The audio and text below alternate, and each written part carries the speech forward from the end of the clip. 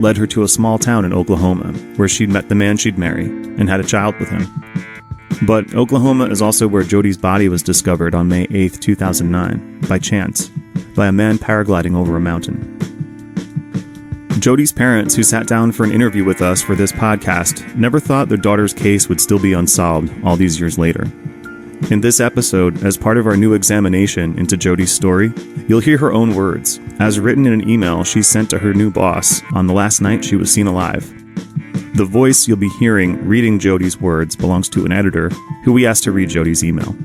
Now here's Abbott Koloff with the conclusion of our two-part podcast. A few days before her body was found on a mountain in Oklahoma, Jody Riley Wilson wrote an email to her new boss at Avon, telling her how excited she was about starting a new job. The email included a casual reminder that she was going away that week for a few days and would be back over the weekend. That reminder would not have seemed terribly important at the time, but the email and what happened next are at the heart of questions surrounding Jody's death.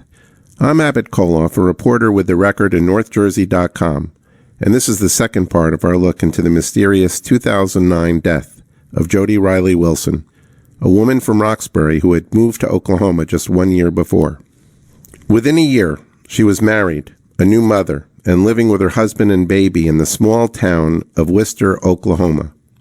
The week that she died, Jody had told her parents that she was planning to attend a funeral in New Mexico with her husband and his parents. She told her boss during a lunch meeting that she was going and then reminded her in an email sent later that night. Thank you again for meeting with me today. I already went out and bought neon paper to copy the Avon book party paper you gave me. I listened to the new Avon representatives conference call. I am so glad I listened to it. It gave me even more ideas than you gave me today. My brain is on overload, LOL. I like how she mentioned to focus on one product per campaign, a lot easier than not doing it that way. And when she was mentioning her 10 steps to become a top seller, she mentioned the basket idea. Do you have any of those survey forms so I can try that out? Also, asking for referrals was great. I'm going to try that out tomorrow. I'm very excited. Hopefully I can get some book parties.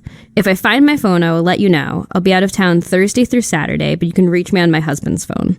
Thanks again for today, and talk to you soon, Jody.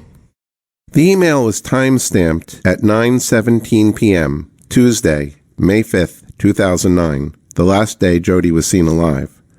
It was also the same day her husband, Bo Wilson, left for the funeral with the couple's 3-month-old baby, Annabelle, and his parents, leaving Jody behind for reasons that remain unknown. 8 years later, it is still not clear whether her family left earlier than planned, or whether Jody was mistaken about when they were going to leave when she told her boss she'd be away from Thursday to Saturday. When the family returned from the funeral on Saturday, May 9th, 2009, Bo Wilson filed a missing persons report with the Wister police, indicating on a form that Jody was last seen on Tuesday, May 5th.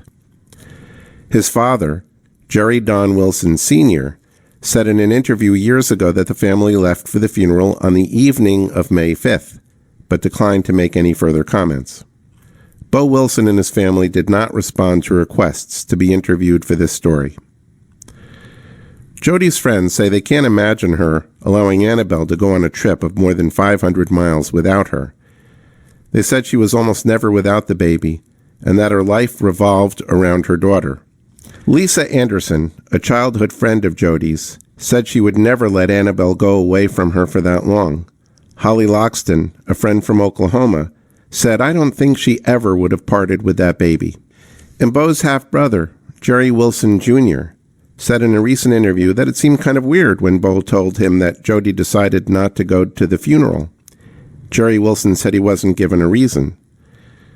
A funeral mass was held in Clayton, New Mexico on Friday, May 8th, the same day that Jody's body was found near the top of Poteau Mountain in eastern Oklahoma, after being spotted from the air by a paraglider who happened to fly directly overhead.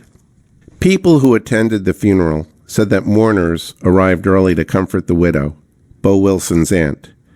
The widow, Earlene Mayfield, who has since died, said in an interview years ago that Bo, sometime later, was beating himself up for leaving Jody in Wister, and that, quote, Bo worshipped that girl.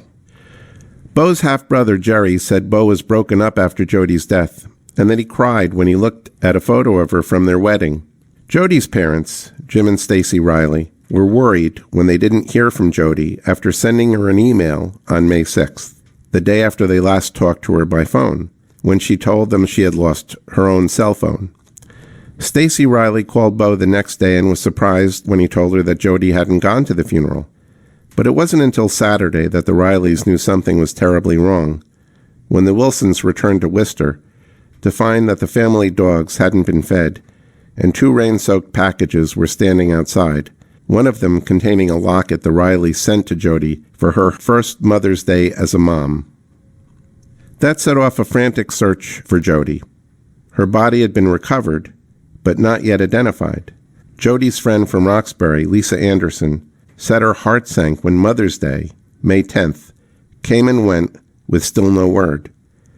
She said Jody had been looking forward to the day and never would have let it go by without calling her own mother. Jim Riley went to Worcester and was in the police station when an Oklahoma State Bureau of Investigation agent approached him and told him that his daughter's body had been identified. He said he punched a filing cabinet in anger and then called his wife, who broke down in tears. A month later, on June 12, 2009, police recovered Jody's Chevy S10 Blazer. It had been sitting in the parking lot of a restaurant called the Pig Out Palace in Henrietta, Oklahoma for weeks before the owner called to have it towed.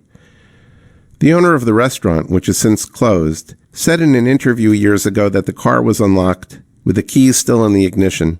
He said it wasn't uncommon for people to leave cars parked in his lot because of its location, just off exit 237 on the westbound Interstate 40, a heavily trafficked route that crosses Oklahoma and the Texas Panhandle on the way to New Mexico.